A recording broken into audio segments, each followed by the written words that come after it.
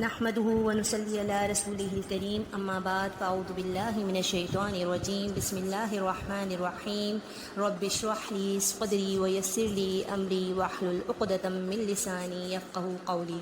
السلام علیکم ورحمۃ اللہ وبرکاتہ۔ آج ہم سورہ ملک کی آیت نمبر 23 پڑھیں گے۔ قل کہہ دیجئے، ہوا وہ الذی وہ ذات ہے، انشأکم جس نے پیدا کیا تم کو، وجعل لکم وجعل اور کر دیا لکم تمہارے لیے، السمع سماعت، والابصار اور بصارت، والافئدۃ اور دل، قلیلا کم ہے، ما تشکرون جو شکر ادا کرتے ہیں۔ بامحاورہ ترجمہ اس کا اس طریقے سے ہوگا، قل هو الذی کہہ دیجئے وہ ذات، انشأکم جس نے تم کو پیدا کیا، وجعل لکم اور کر دیا تمہارے لیے، السمع سماعت، السمع سماعت، والابصار اور بصارت، والافئدۃ اور دل، قلیلا ما تشکرون تم میں سے کم ہی ہیں جو کہ شکر ادا کرتے ہیں۔ اب اس آیت سے آگے تک جو آیات آ رہی ہیں وہ کل سے شروع ہو رہی ہیں، اور جہاں پہ کل سے آیات شروع ہوتی ہیں اس سے مراد یہ ہوتا ہے کہ وہاں پہ خاص نبی کریم صلی اللہ علیہ وسلم سے خطاب کیا جا رہا ہے۔ تو تعالیٰ فرماتے ہیں هو الذی اللہ وہ ذات ہے، یعنی اللہ تبارک و تعالیٰ نے یہاں پر بھی لفظ اللہ نہیں مینشن کیا اور نہ ہی لفظ رحمان مینشن کیا، کیونکہ هو الذی یہ بتا رہا ہے کہ اللہ تبارک و تعالیٰ نے اپنا تعارف جو کرایا وہ بابرکت رب کے نام سے کرایا، کیونکہ اللہ تبارک و تعالیٰ بابرکت ذات ہے۔ اور اب اس والی آیت میں اور اس سے آگے والی آیت میں اللہ تبارک و تعالیٰ انسان کی پوری زندگی کا احاطہ کر رہے ہیں، اور اس کی زندگی میں جو بڑی بڑی نعمتیں اللہ تعالیٰ نے انسان کو دی ہیں وہ تمام بڑی بڑی نعمتیں یہاں پہ مینشن کی گئی ہیں،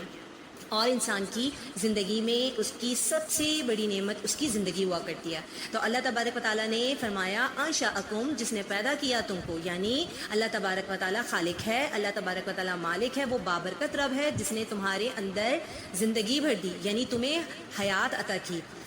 یعنی جب انسان نطفہ ہوتا ہے تو اللہ تبارک و تعالیٰ اس نطفے میں جان ڈالتے ہیں، اور وہ جب بچہ بن کے دنیا میں آتا ہے پھر اللہ تبارک و تعالیٰ اس کو گرو اپ کرتے ہیں۔ لیکن انشأکم کے اگر ہم ڈیپ میننگز دیکھیں یا اس ورڈ کے وہ میننگز دیکھیں جو ڈکشنری میں بیان کیے جاتے ہیں، جو اس کی لغوی تفسیر یا لغوی تعریف بیان کرتے ہیں، تو وہ یہ ہے کہ کسی چیز کو اسپراؤٹی بنانا اور اسپراؤٹی بننے کے بعد اس کو اس نہج تک پہنچا دینا کہ جہاں پہ اس کی تمام تر صلاحیتیں عروج پر چلی جاتی ہیں، پیک پر چلی جاتی ہیں۔ جس طریقے سے ایک اسپراؤٹی اگر بنتی ہے تو اگر اس کو چھوڑ دیا جائے یا کسی گملے میں لگا دیا جائے تو وہ ایک درخت بن جائے گا، یعنی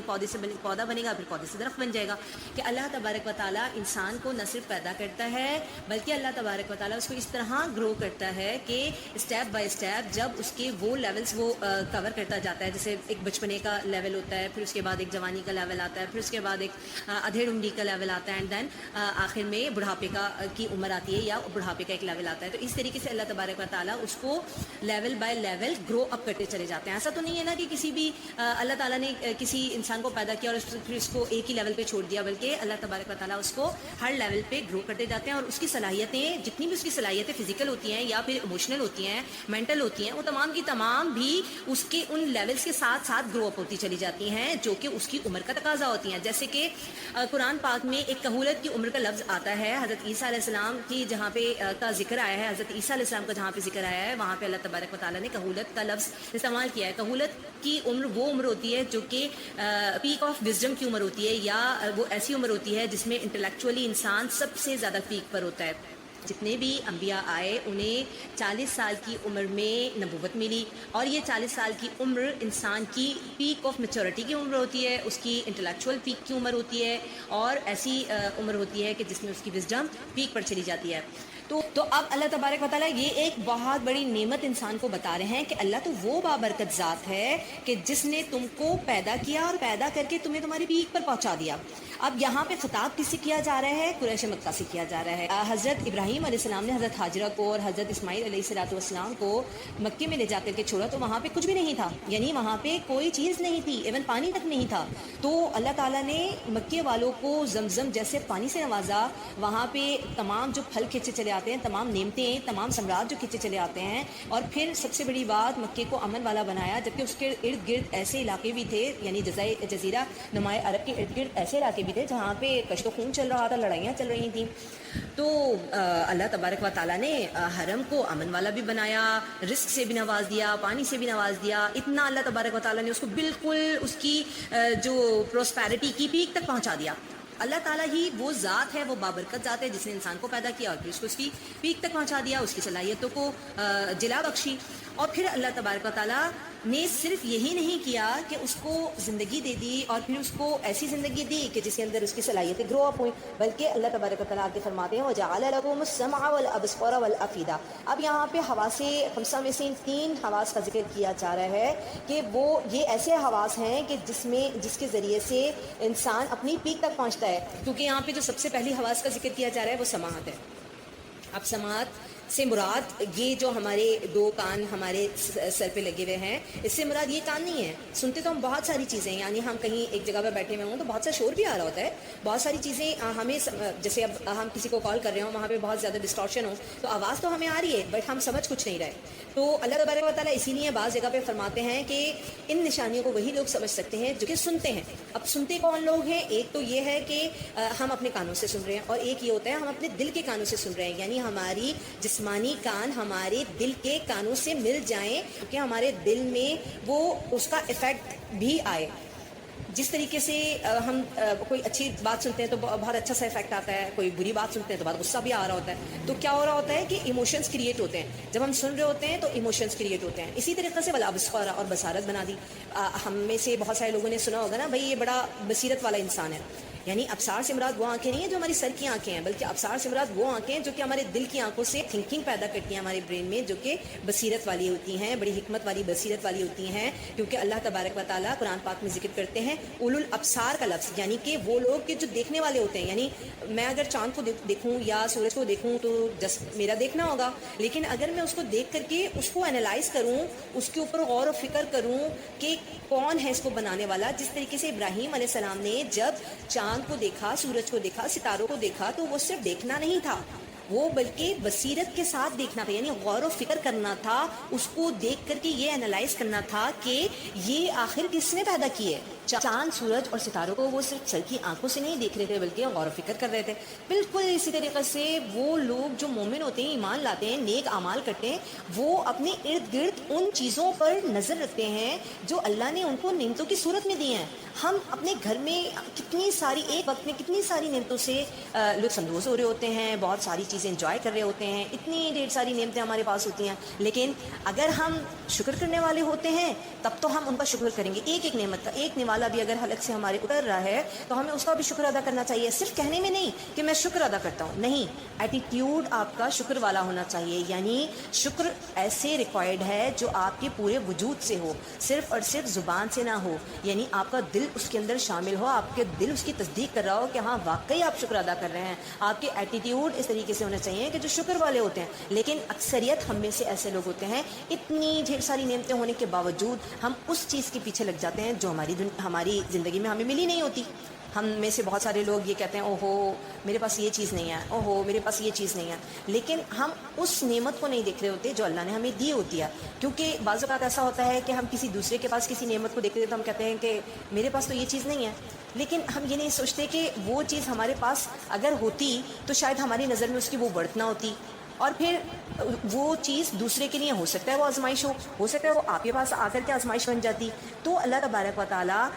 نے جو چیزیں ہمیں دی ہوتی ہیں، جو نعمتیں ہمیں دی ہوتی ہیں، وہ اس وقت ہمارے لیے بہترین ہوتی ہیں. اور اللہ حکمت والا ہے. اللہ تبارک و تعالیٰ اپنی رضا سے جو بھی نعمتیں انسان کو دیتا ہے وہ اس کے لیے بڑی عافیت والی اور حکمت والی ہوتی ہیں. ہاں، جو چیزیں ہمارے پاس نہیں ہوتی ہیں، اگر ہمارے پاس وہ چیزیں نہیں ہیں تو ہم اللہ تعالیٰ سے دعا کریں تو اللہ تبارک و تعالیٰ وہ ہمیں دے بھی سکتے ہیں. اور اگر وہ بالفرض آپ کو دعا کرنے کے بعد بھی نہیں مل رہی تو پھر انسان کو سمجھ لینا چاہیے کہ وہ چیز اس کے لیے اچھی نہیں تھی.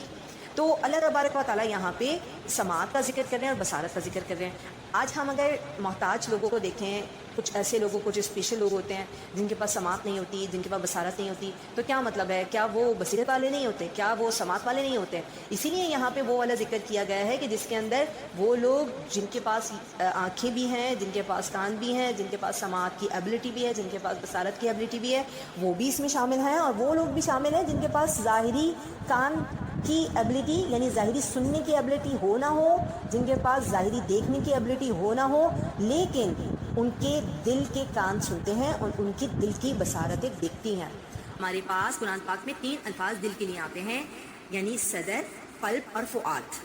صدر کہتے ہیں کہ ریب کیج کے اندر جو ہمارا دل موجود ہوتا ہے وہ صدر کہلاتا ہے، یعنی جو ہمارا سینہ ہے اس کے اندر جو دل ہوتا ہے اس کو ہم صدر کہتے ہیں۔ جیسے اللہ تبارک و تعالیٰ قرآن پاک میں فرماتے ہیں لیکن تعمل قلوب التی فی الصدور، لیکن وہ دل اندھے ہو جاتے ہیں جو سینوں میں ہیں، یعنی سینے کے اندر جو دل موجود ہے وہ اندھا ہو جاتا ہے۔ تو کبھی صدر کا لفظ آ جاتا ہے اور کبھی قلب کا لفظ آ جاتا ہے، جیسے اللہ تبارک و تعالیٰ سورہ یونس میں فرماتے ہیں شفاء لما فی الصدور، کہ یہ کلام اللہ کا انسان کے سینے کے لیے شفا ہے، اس کے دل کے لیے شفا ہے۔ تو جب صدر کا لفظ آتا ہے تو وہ صدر اور قلب دونوں کے میننگز میں آ جاتا ہے، اور صدر اور قلب دونوں کے میننگز جو ہوتے ہیں وہ ہوتے ہیں کہ انسان کے ریگولر ایموشنز